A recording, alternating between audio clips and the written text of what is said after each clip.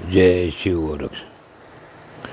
प्रिय श्रोताओं, आज आप रामायण का भाग 3 सुनेंगे। इसमें महर्षि वाल्मीकि के द्वारा इस श्लोक कैसे प्रकट हुआ। वाल्मीकि तपस्या करते करते, भगवान श्री राम की तपस्या करते करते उच्च कोटि के विद्वान हो गए। उनके द्वारा, महर्षि वाल्मीकि के द्वारा इस श्लोक की रचना कैसे हो गई, यह इस भाग में आपको बताया जा रहा है। महर्षि नारद जी ने जब वाल्मीकि को ऊपर का वृत्तांत सुनाया, जो मैं आपको 2 भागों में सुना चुका हूँ, उसके पश्चात एक दिन वाल्मीकि ऋषि स्नान करने के लिए तमसा नदी के तट पर पहुँचे। वहाँ महर्षि वाल्मीकि वस्त्र उतार कर धूप छाँव का आनंद ले रहे थे तथा तमसा नदी में स्नान करने के लिए तैयार थे। उसके बाद वो देखते हैं कि वहाँ क्रोंच नाम के 2 पक्षी, नर और मादा हैं। वे आपस में खिलाड़ी कर रहे हैं। महर्षि वाल्मीकि देख रहे थे उन दोनों को, पक्षियों का कलरव देख रहे थे। तभी वहाँ एक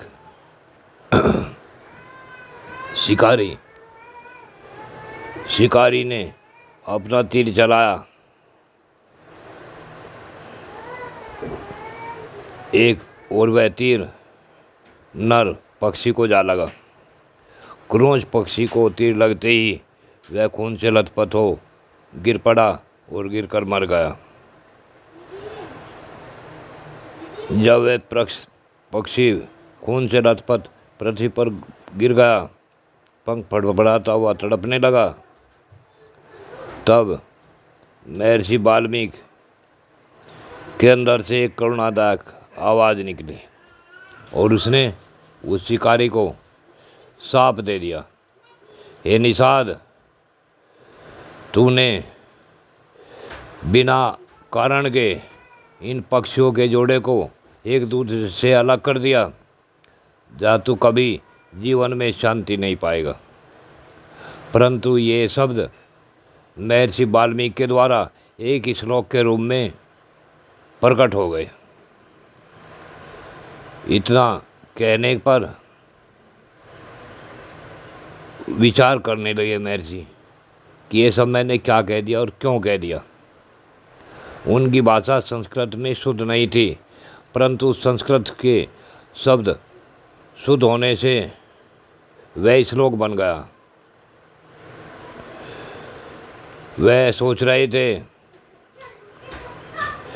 कि यह मैंने इस पक्षी के शोक से दुखी हो मैंने जो कुछ भी कहा है, ये सब क्यों कह दिया।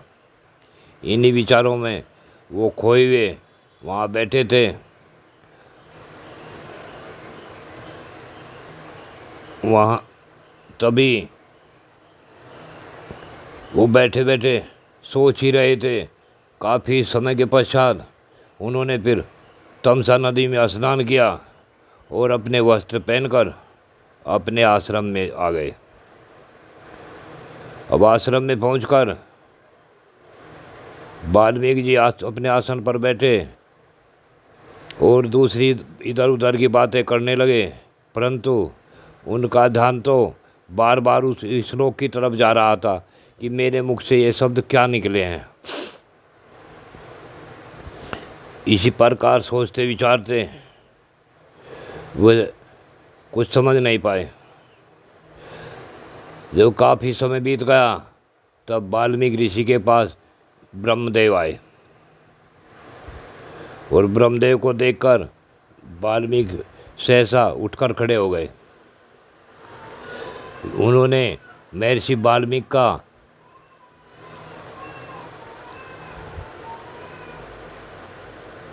खड़ा हुआ देख ब्रह्मा जी बोले, अरे ब्राह्मण आप बैठिए। तो महर्षि वाल्मीकि ने ब्रह्मा जी का अवगत किया, उन्हें उत्तम आसन पर बैठाया। उत्तम आसन पर बैठाने के बाद ब्रह्मा जी ने वाल्मीकि मुनि से कहा कि तुम किस चिंता में खोए हुए हो। वाल्मीकि ऋषि ने कहा कि मैंने एक शिकारी को इस प्रकार से एक पक्षी का मृत्यु दंड देते देखा है, तभी मेरे मुख से ये शब्द निकले हैं। मैं नहीं समझ पा रहा ये शब्द क्या हैं, इनका क्या अर्थ बनता है।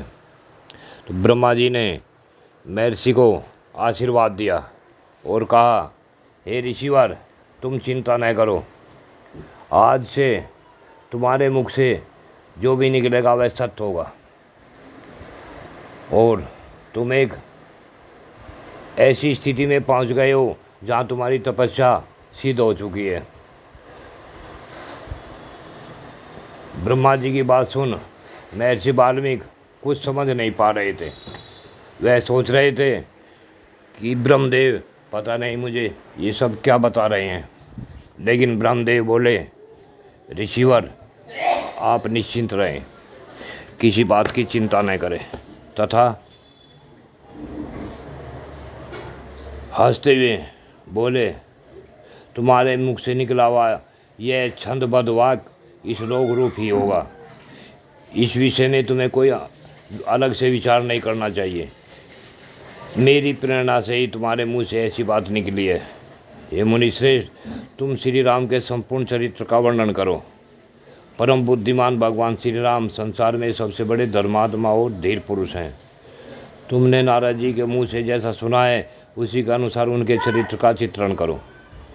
बुद्धिमान श्री राम का जो गुप्त या प्रकट वृत्तांत है तथा लक्ष्मण, सीता और राक्षसों के जो संपूर्ण गुप्त या प्रकट चरित्र हैं, वे सब अज्ञात होने पर भी तुम्हें अपने आप ज्ञात हो जाएंगे।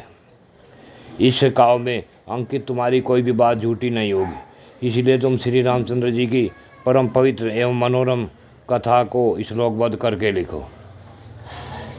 इस पृथ्वी पर जब तक नदियाँ पर्वतों की सत्ता रहेंगी तब तक संसार में रामायण कथा का प्रचार होता रहेगा। जब तक तुम्हारी बनाई श्री राम कथा का इस लोक में प्रचार होगा तब तक तुम इच्छानुसार ऊपर नीचे तथा मेरे लोकों में निवास कर सकते हो। ऐसा कहकर भगवान ब्रह्मा जी अंतर्धान हो गए। उनके अंतर्धान होने से भगवान वाल्मीकि मुनि बड़े ही अचंभित हुए।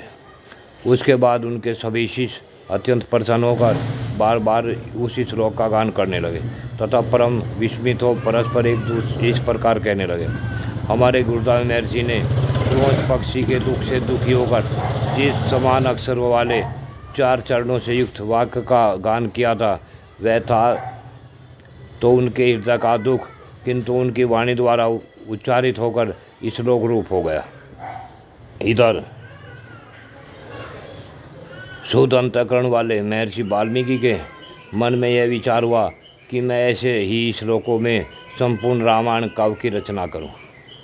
यह सोचकर उदार दृष्टि वाले उन यशस्वी महर्षि ने भगवान श्री रामचंद्र जी के चरित्र को लेकर हजारों श्लोकों से युक्त महाकाव्य की रचना की जो उनके यश को बढ़ाने वाला है। इसमें श्री राम के उदार चरित्रों का प्रतिपादन करने वाले मनोहर पदों का प्रयोग किया गया है। महर्षि वाल्मीकि के बनाए हुए इस काव्य में तत्पुरुष आदि समासों, दीर्घ गुण आदि संधियों और प्रकृति प्रत्यक्ष के संबंध का यथायोग निर्वाह हुआ है।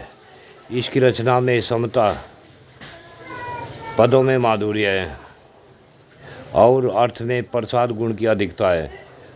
भावुकजनों, इस प्रकार शास्त्रीय पद्धति के अनुकूल बने हुए इस रघुवर चरित्र और रावण के वध के प्रसंग को ध्यान देकर सुनो। मेरे प्रिय श्रोताओं, जो भगवान श्री राम की कथा का श्रवण व पाठ करता है उसे सद्गति प्राप्त होती है। जय शिव गोरक्ष।